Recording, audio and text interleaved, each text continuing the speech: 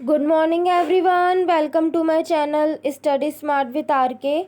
तो ये आज की 13 सितंबर की कुमार गौरव सर की करंट अफेयर्स क्लास का रिवीजन है, जिसमें हम उनके 11 करंट अफेयर क्वेश्चंस का रिवीजन करेंगे। आपको क्लास पसंद आए तो प्लीज़ वीडियो को लाइक, शेयर और सब्सक्राइब जरूर कीजिए। और इसकी PDF आपको मेरे टेलीग्राम चैनल पर मिल जाएगी, जिसका लिंक डिस्क्रिप्शन में है। तो चलिए स्टार्ट करते हैं। फर्स्ट क्वेश्चन है कि हाल ही में सक्रिय हुआ खिला हुआ ज्वालामुखी कहाँ स्थित है। तो ये कहाँ पर स्थित है? ये USA के जो हवाई द्वीप है USA में, ये इसका 50वां प्रांत है। वहाँ पर इसका विस्फोट हुआ है खिला हुआ ज्वालामुखी का। और जो हवाई द्वीप है वो कहाँ पर है? प्रशांत महासागर में है। और यहाँ पर कौन सा एक ज्वालामुखी और है? मोना लोआ ज्वालामुखी भी जो है यहीं पर है। तो हवाई द्वीप पर किसका विस्फोट हुआ है? खिला हुआ ज्वालामुखी का। फिर है फॉकलैंड आइलैंड, ये जो है साउथ अमेरिका में है, जिस पर UK का अधिकार है। फिर है कि बैरन द्वीप, ये भारत का एकमात्र जो सक्रिय ज्वालामुखी है, जो कहाँ पर है? अंडमान निकोबार में। एटना और विश्वेश ज्वालामुखी कहाँ पर है? इटली में है। स्ट्रोम्बोली ज्वालामुखी, इसे भूमध्य सागर के प्रकाश स्तंभ कहते हैं। और भूमध्य सागर की कुंजी कौन सी संधि है? जिब्राल्टर जल संधि है। और भूमध्य सागर और लाल सागर को कौन सी नहर जोड़ती है? स्वेज नहर जोड़ती है। फिर है क्राकातोआ और माउंट सिनाबुंग ज्वालामुखी, ये कहाँ पर है? इंडोनेशिया में। किलीमंजारो, ये तंजानिया अफ्रीका में है। माउंट मेरापी इंडोनेशिया में। और कोटोपैक्सी इक्वाडोर में है। ये विश्व का सबसे ऊंचा सक्रिय ज्वालामुखी है। नेक्स्ट क्वेश्चन है कि प्रतिवर्ष दक्षिण दक्षिण सहयोग के लिए संयुक्त राष्ट्र दिवस कब मनाया जाता है। तो साउथ साउथ कॉपरेशन, मतलब कि दक्षिण दक्षिण जो सहयोग है वो विकासशील देशों के मध्य सहयोग हो सके, इसलिए यूएनओ ने जो है 12 सितंबर को ये दिवस घोषित किया है कि संयुक्त राष्ट्र दिवस मनाया जाना चाहिए दक्षिण दक्षिण सहयोग के लिए, ये विकासशील देशों के मध्य सहयोग हो सके। फिर अभी G20 में जो है इस ग्लोबल साउथ संकल्पना पेश की गई है, इस ग्लोबल साउथ की जो है संकल्पना पेश की गई थी। फिर 7 सितंबर को अंतर्राष्ट्रीय पुलिस सहयोग दिवस बनता है। 26 दिसंबर को वीर बाल दिवस। 23 जनवरी को सुभाष चंद्र बोस के हैप्पी बर्थडे वाले दिन ये बनता है पराक्रम दिवस। और इनकी एक बुक आती है, कौन सी? India struggle. और 1938 का जो हरिपुरा अधिवेशन हुआ था उसके ये हेड भी रह चुके हैं। और 1939 में फॉरवर्ड ब्लॉक की जो है इन्होंने स्थापना की थी सुभाष चंद्र बोस ने। 16 जनवरी को क्या मनाया जाता है? National startup day. फिर 2 फरवरी को क्या मनता है? वेटलैंड डे, आर्द्रभूमि दिवस। 2 फरवरी 1971 को क्या हुआ था? रामसर कन्वेंशन हुआ था, इसी को लेकर ईरान के अंदर। और वर्तमान में जो है 75 रामसर साइट्स हैं। फिर 15 मार्च को विश्व उपभोक्ता दिवस। 22 मार्च को जल दिवस। 22 अप्रैल को पृथ्वी दिवस। 22 मई को जैव विविधता दिवस। 11 जुलाई को विश्व जनसंख्या दिवस। और पहली बार कब पेश की थी जनसंख्या की जनगणना, कब हुई थी? 1998 में। फिर 9 अगस्त को क्या बनाते हैं? विश्व आदिवासी दिवस। 9 अगस्त 1942 को क्या बनता है? 9 अगस्त को विश्व आदिवासी दिवस मनाया जाता है। और 9 अगस्त 1942 को क्या हुआ था? भारत छोड़ो आंदोलन हुआ था। फिर नेक्स्ट क्वेश्चन है कि फिलीपींस में आयोजित FIBA विश्व कप 2023 की विजेता टीम कौन सी है?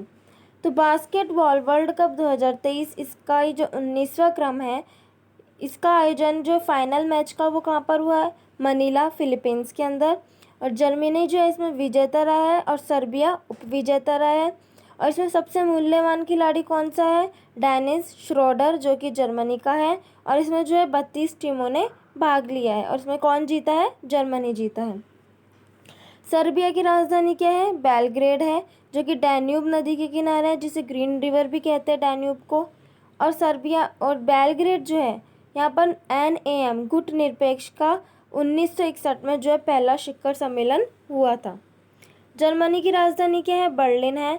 और जर्मनी के जो संविधान को है वो वाइमर संविधान भी कहते हैं। और भारत ने जो है जर्मनी के संविधान से क्या ग्रहण किया है कि आपातकाल में जो फंडामेंटल राइट्स पर क्या प्रभाव पड़ेगा, ये चीज़ हमने जर्मनी के संविधान से ग्रहण की है। फिलीपींस में कौन सा अवार्ड दिया जाता है? Ramon Magsaysay award. अभी ये किसे मिला है? रविक कन्नन को, जो कि एक ऑन्कोलॉजिस्ट है जो कैंसर रोग विशेषज्ञ हैं। फिर है अंडर 19 महिला T20 वर्ल्ड कप। इसका पहली बार आयोजन हुआ है, साउथ अफ्रीका में हुआ है। इसमें भारत जीता है इंग्लैंड को हराकर। हॉकी वर्ल्ड कप 15वें क्रम का हुआ है, उड़ीसा के राउरकेला में हुआ है, बिरसा मुंडा स्टेडियम में। इसमें जर्मनी जीता है बेल्जियम को हराकर। फिर है फीफा वर्ल्ड कप, ये 2 हैं, मेल और फीमेल। मेल वाले की बात करें, कतर दोहा में हुआ है, 22वें क्रम का है, अर्जेंटीना जीता है फ्रांस को हराकर। और फीमेल वाले की बात करें, 9वें क्रम का था, ऑस्ट्रेलिया और न्यूजीलैंड में इसका आयोजन हुआ था, स्पेन जीता था इंग्लैंड को हराकर। विश्व का काला प्रदेश किसे बोलते हैं? रूहर क्षेत्र को बोलते हैं, जो कि जर्मनी में है, जो कि कोयला के लिए फेमस है। नेक्स्ट क्वेश्चन है कि हाल ही में सामरिक परमाणु हमला पनडुब्बी किम कुन ओके किसने लॉन्च की है? तो किम कुन जो ओके है वो परमाणु हमला पनडुब्बी है, जो कि नॉर्थ कोरिया के द्वारा जो है इसको लॉन्च किया गया है। और इस जो पनडुब्बी का नाम है वो उनके वहाँ कमांडर हीरो के नाम पर रखा गया है। और ये क्यों लॉन्च की गई है? साउथ कोरिया और जो जापान है इसकी रेंज में आता है, तो इनको डराने के लिए जो है इसको लॉन्च किया गया है। फिर भारत की जो स्वदेशी परमाणु पनडुब्बी है वो कौन सी? INS अरिहंत।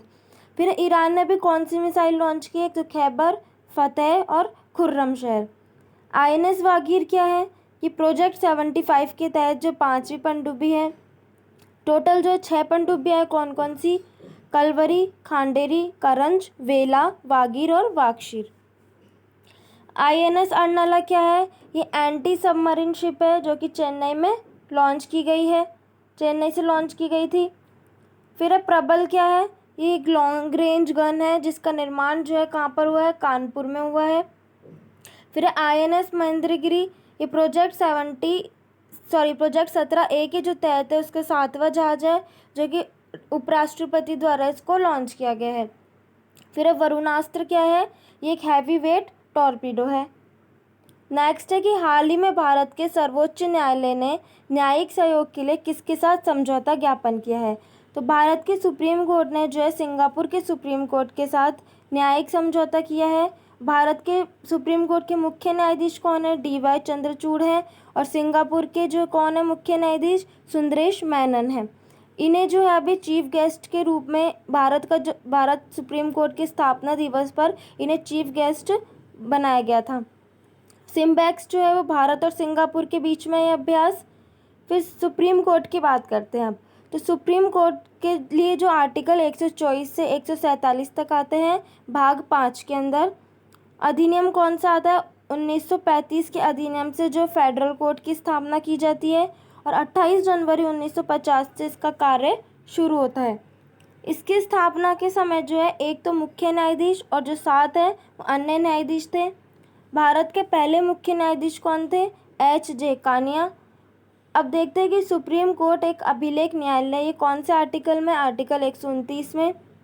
राष्ट्रपति जो है सुप्रीम कोर्ट से परामर्श ले सकता है, यह अनुच्छेद 143। सुप्रीम कोर्ट के पास रिट जारी करने की शक्ति है, आर्टिकल 32। सुप्रीम कोर्ट के जो मुख्य न्यायाधीश है वो किससे शपथ लेगा? राष्ट्रपति जो इसको शपथ दिलाएगा। फिर सुप्रीम कोर्ट जो है न्यायाधीश को हटाने का अधिकार किसके पास है?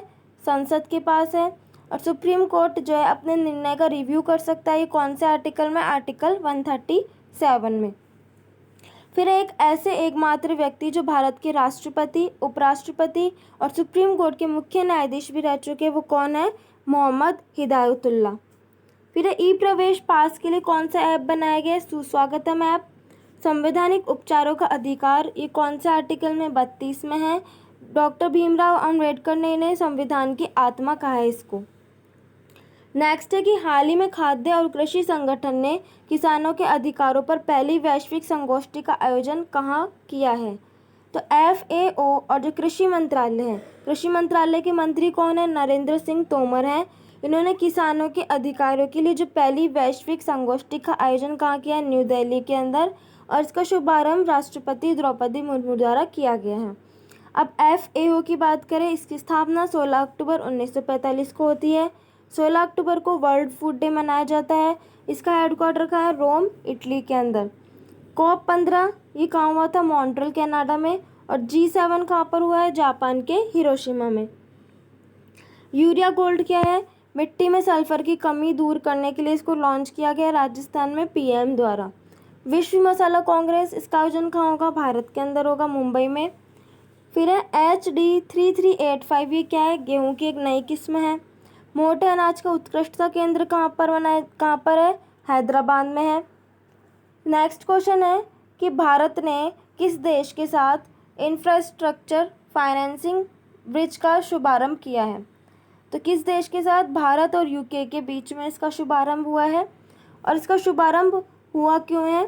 क्योंकि भारत में बुनियादी सुविधा में निवेश को बढ़ावा देने के लिए, ताकि यहाँ का जो इंफ्रास्ट्रक्चर है वो भी लंदन की तरह अच्छा हो सके। अब यूके की बात करें, इसमें कौन कौन क्या क्या शामिल है? इंग्लैंड, वेल्स, स्कॉटलैंड और नॉर्थ आयरलैंड, ये यूके में शामिल है। ग्रेट ब्रिटेन में इंग्लैंड, वेल्स और स्कॉटलैंड ये शामिल है, और ब्रिटेन के अंदर इंग्लैंड और वेल्स। फिर अजय वॉरियर, कोंकण और इंद्रधनुष, ये भारत और यूके के बीच में अभ्यास। यूरो को अपनाने वाला नवीनतम देश कौन सा है? क्रोएशिया 20वें नंबर का है। यूके का दिवालिया शहर कौन सा है? अभी बर्मिंघम बना है। ऑपरेशन गोल्डन आर्म क्या है? किंग चार्ल्स III की जो ताजपोशी है उससे संबंधित है। शाही रोग क्या है? शाही रोग किसको बोलते हैं? हीमोफीलिया को शाही रोग बोलते हैं। नेक्स्ट क्वेश्चन है, मॉब लिंचिंग पीड़ित मुआवजा योजना किसने प्रारंभ की है? तो ये मध्य प्रदेश में शुरू हुई है। सीएम शिवराज सिंह के द्वारा इसको शुरू किया गया है। मॉब लिंचिंग का मतलब होता है कि जो उग्र भीड़ है उसके द्वारा कोई निर्णय लेना या फिर अटैक करना जो होता है उसको मॉब लिंचिंग कहा जाता है। और ये जो योजना है मॉब लिंचिंग पीड़ित मुआवजा योजना, इसमें जो राशि है, अगर किसी की डेथ हो जाती है उस भीड़ में तो उसके पीड़ित परिवार को 10 लाख रुपए तक दिए जाते हैं, और अगर कोई घायल हो जाता है तो उसके परिवार को 4 से 6 लाख तक। फिर है कि सुप्रीम कोर्ट का जो तहसीन पूनावाला केस है उसमें मॉब लिंचिंग के जो पीड़ित परिवारों को मुआवजा मिलना चाहिए ऐसा कहा गया था। फिर मॉब लिंचिंग पर कानून बनाने वाला पहला राज्य कौन सा है? राजस्थान। प्रवासी भारतीय सम्मेलन 17वें नंबर का कहाँ हुआ? इंदौर के अंदर। सबसे स्वच्छ शहर जो है वो कौन सा है? 10 लाख से अधिक आबादी वाले में फर्स्ट पर इंदौर है, दूसरे पर आगरा। 3 से 10 लाख के मध्य की बात करें तो अमरावती है, और 3 लाख से कम में परमाणु शहर है जो कि हिमाचल प्रदेश में है। सोलर सिटी कौन सी बनी है अभी? मध्य प्रदेश की सांची। पहला यूनिटी मॉल कहाँ पर बन रहा है? उज्जैन मध्य प्रदेश में। सीएम खेलो सीखो और कमाओ योजना कहाँ की है? मध्य प्रदेश की। फिर है धुआंधार जलप्रपात जो है नर्मदा नदी पर है। नर्मदा नदी का उद्गम अमरकंटक की पहाड़ियों से होता है। यहाँ पर ओंकारेश्वर बांध है, और ये इसी नदी पर कौन सा शहर स्थित है? जबलपुर।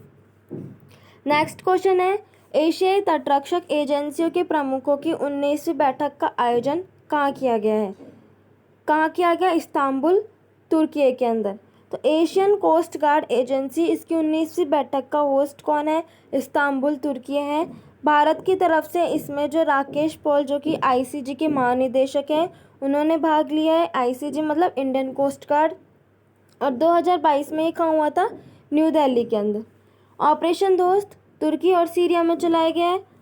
फिर है एशिया माइनर पठार जिसे अनातोलिया का पठार बोलते हैं, ये कहाँ पर है? तुर्की में। वानगोलो झील जो कि सर्वाधिक लवणता वाली झील है, ये भी तुर्की में है। यूरोप का मरीज किसे बोलते हैं? तुर्की को बोलते हैं। और फिर है तुर्की का प्राचीन नाम क्या है? कस्तुनतुनिया था। नेक्स्ट है, हाल ही में निपाह वायरस से मौत के बाद कहाँ अलर्ट जारी किया गया है? तो निपाह वायरस ये कहाँ पर हुआ है? कहाँ पर अलर्ट जारी किया गया है? कोझिकोड जो कि केरल के अंदर है। इस वायरस की शुरुआत जो है 1998 में मलेशिया से होती है, निपाह स्थान से, इसलिए इसका नाम निपाह वायरस रख दिया गया है। ये जानवरों से मनुष्य में फैलता है, इसलिए इसे जूनोटिक रोग कहते हैं। जूनोटिक रोग उसे कहते हैं जो जानवरों से मनुष्य में होता है। और इसके लक्षण क्या है? मस्तिष्क में सूजन आना जिसे बोलते हैं एन्सेफेलाइटिस। फिर है ये किस किस से फैलता है? फ्रूट बैट से, सुअर से, या फ्लाइंग फॉक्स, चमगादड़, इनसे ये फैलता है। फिर है पिरोला वेरिएंट, ये कोविड-19 के जो ओमिक्रॉन वेरिएंट है उसका ही बदला हुआ रूप है पिरोला वेरिएंट। H1N1 ये स्वाइन फ्लू है। H5N1 bird flu. हाइड्रोफोबिया मतलब होता है कि पानी से डर लगना, ऐसा जो रेबीज़ रोग में होता है और ये कौन से वायरस से होता है? रैप्डो वायरस से होता है। एलिसा टेस्ट किसके लिए किया जाता है? एड्स के लिए किया जाता है। वायरस कौन सा है? HIV रेट्रो वायरस है। नेक्स्ट है संदीप बख्शी की ICICI बैंक के MD और CEO के रूप में हुई पुनर्नियुक्ति। तो ये था आज की कुमार गौरव सर की क्लास का रिवीजन। आपको क्लास पसंद आए तो प्लीज़ वीडियो को लाइक शेयर सब्सक्राइब करना मत भूलिएगा और इसकी PDF आपको मेरे टेलीग्राम चैनल पर मिल जाएगी। Thank you for watching and have a nice day.